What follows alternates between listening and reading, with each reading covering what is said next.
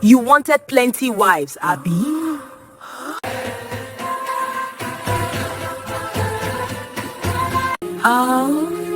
Our dear husband. Tonight is the night.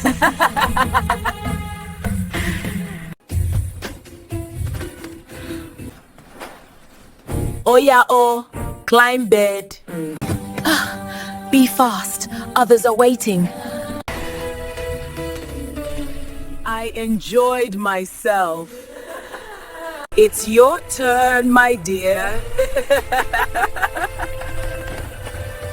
Hey, yeah. My husband.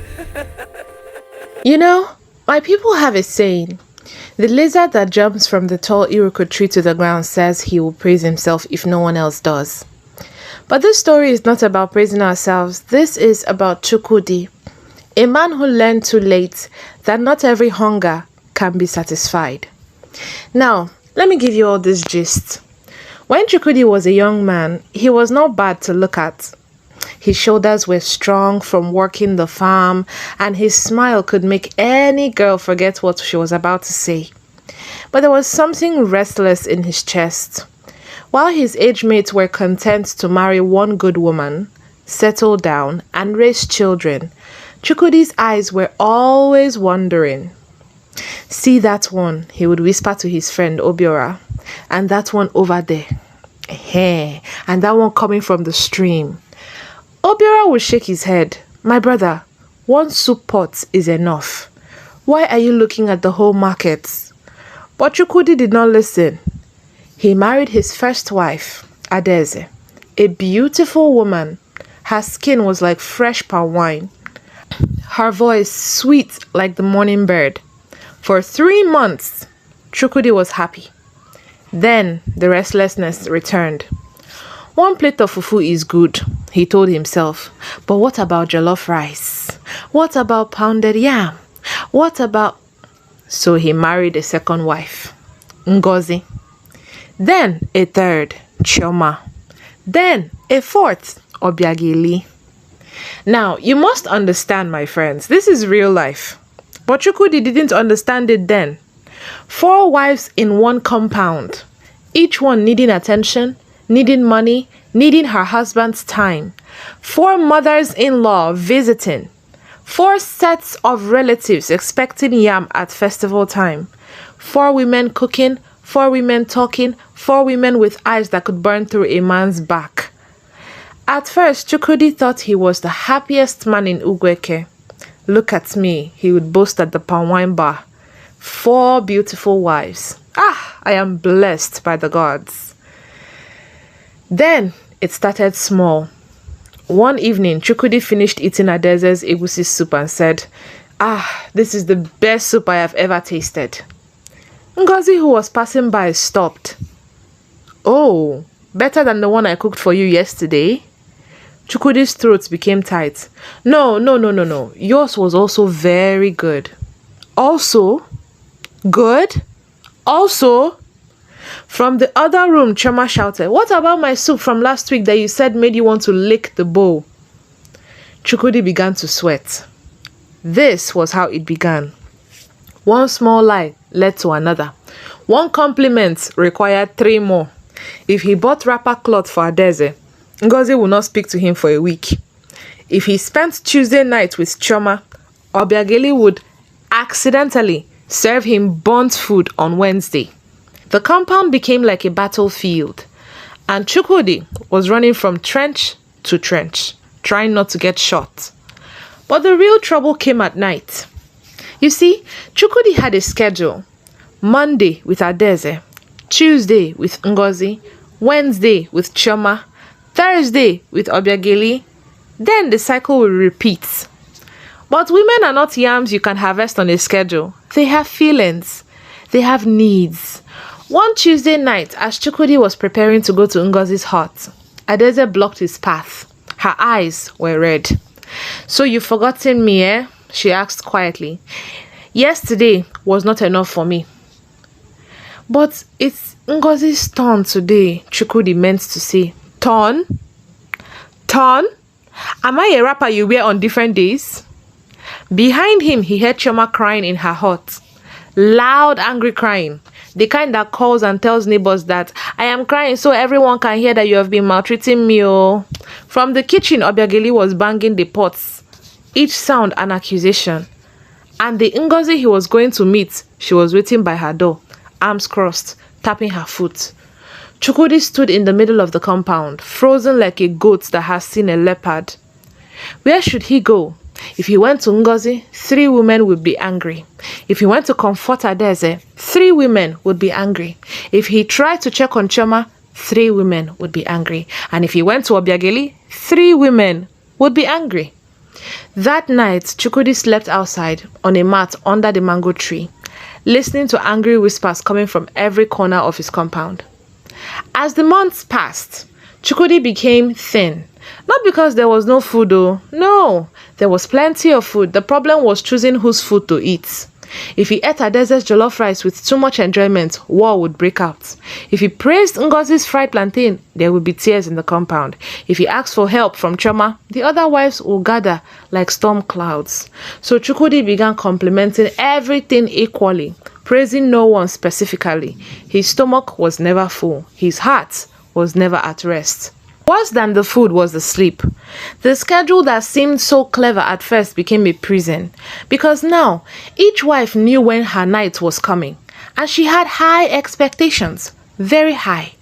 They wanted to be treated very, very well. And if Chukwudi was tired from working the farm, or if his back was aching, or if he just wanted to sleep, well, that was his problem, not their own. One would say, you have energy to go to the palm wine bar and talk, but no energy to climb me. The other will say, you can laugh and talk with Obiora for hours, but you're too tired when you come to my hut.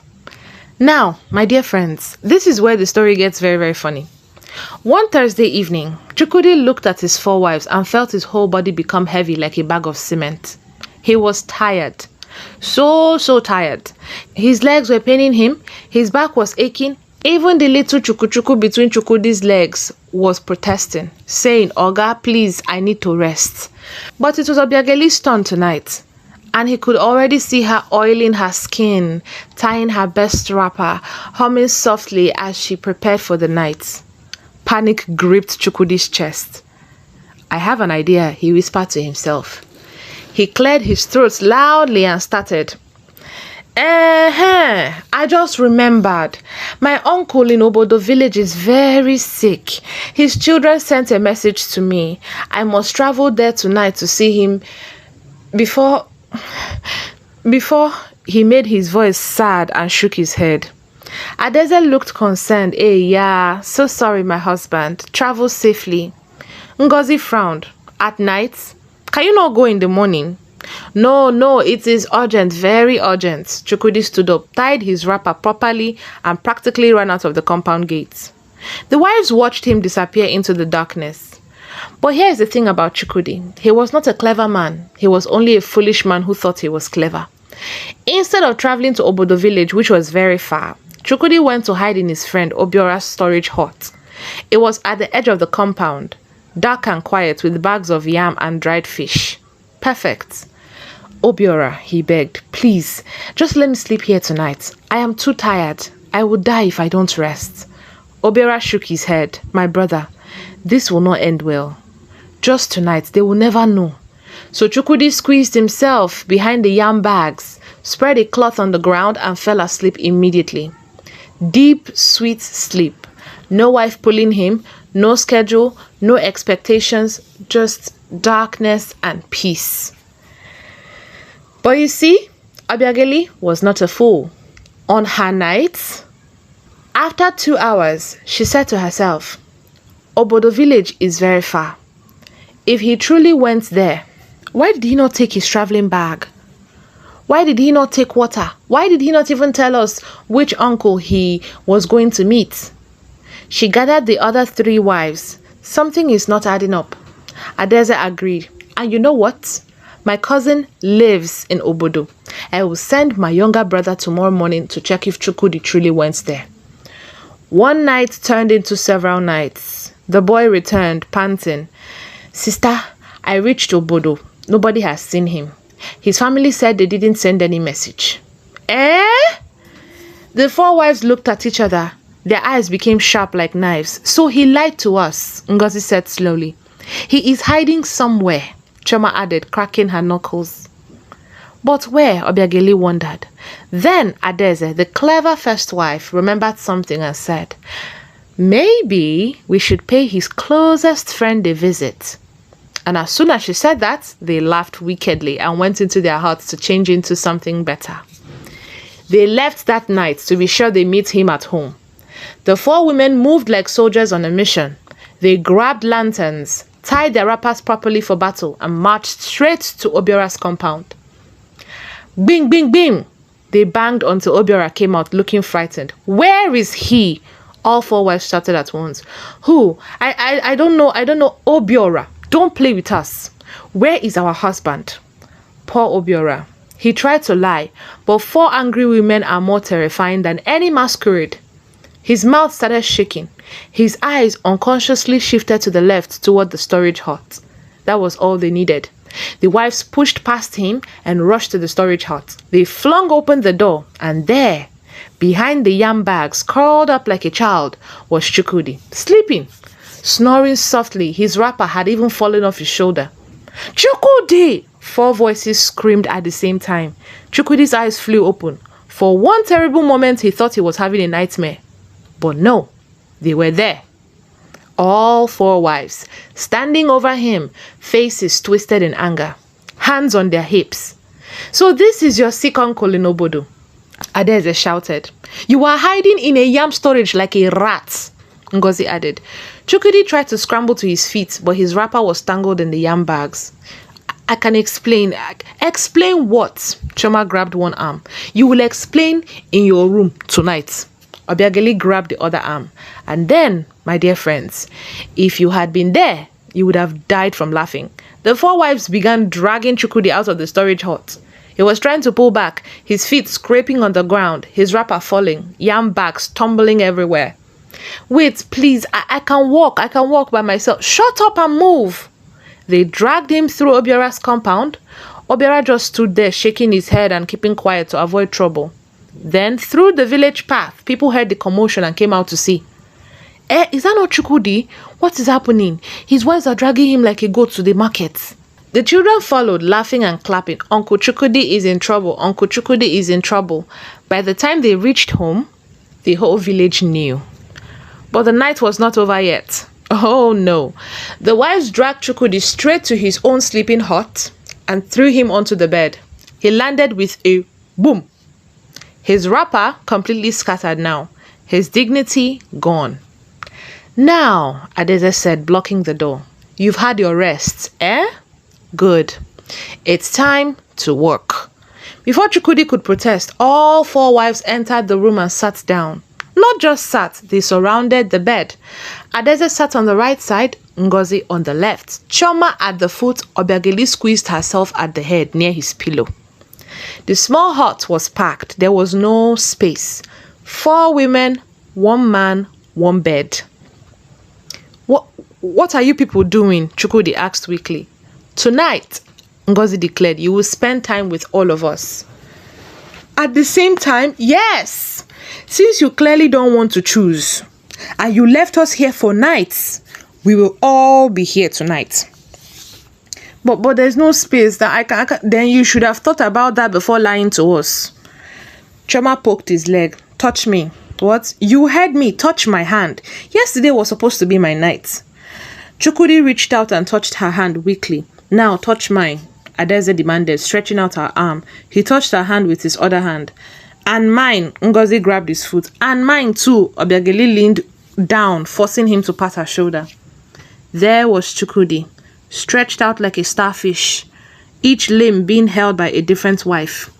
His right hand with Adeze, left hand with Choma, right foot with Ngozi, and Obiageli had trapped his head against her wrapper. Is this what you wanted? Adeze asked sweetly, but her voice had poison in it. 4 wives, all at once, Abi? Oh yeah, my co-wives, Adeze said. I'm the first, so I'll go first. They agreed and left the room. And Adeze enjoyed herself. After a while, she came out, looking so happy, and she said to the second wife, "Ngo, baby, it's your turn, my dear." And they laughed as Ngozi entered the room. After a while, she came out looking satisfied. And Chioma entered next. And as soon as she was done, she came out. Obiageli meant to enter when Chukwudi came out of the room, barely breathing. The room was hot. "Please, I cannot breathe." "Eh? You cannot breathe? Should we bring you water?" And he said yes. Chioma happily went to get him water. He drank and said, "Please, let's leave this for next time." Obiageli said, "What is my name?"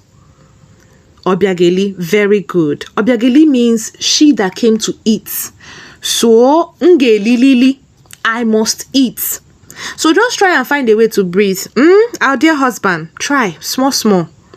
After a while, she helped him up and they went into the room to do the needful. And later, Obiageli came out too, looking happy. Finally, it was over. One by one, they were satisfied. Chukwudi lay there on the bed, his body aching, his pride destroyed, his wrapper a complete mess around his waist. He could hear them outside laughing together, his 4 wives, united for once, bonded by the shared experience of dealing with their foolish husband. And Chukwudi, he finally got his rest, but it was the loneliest rest he had ever had. With time, the wives agreed to a schedule. Any day is okay, but he must make sure he attends to all of them twice a week each, on the condition that he will always do things to please them, even doing chores sometimes. If he should ever try to piss them off, they will gather him at once like they just did. And that was Chukwudi's life ever since then. Years later, his friend Obiora married one woman.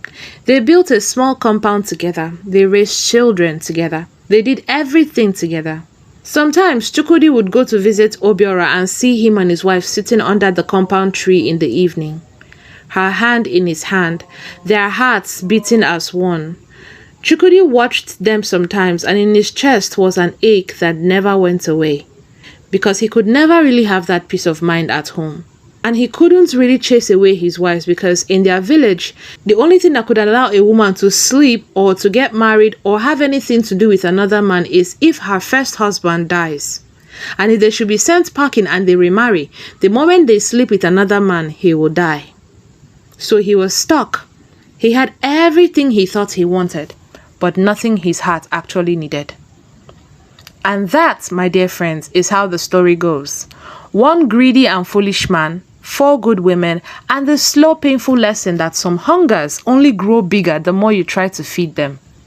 The end. Did you enjoy the story? Please don't forget to follow and like the story. Also, we have a YouTube family. If you're watching from YouTube, we love you so much. And if you're from TikTok, we love you too. But please click on the link in the bio of this page and go to YouTube. And don't forget to subscribe, my dear friends. You all mean so much to us. And please comment down below and tell us where you're watching us from. I'll be waiting to hear from you all. For now, let me and my co-wives go and think of ways to torment our husband. Ona, bye-bye.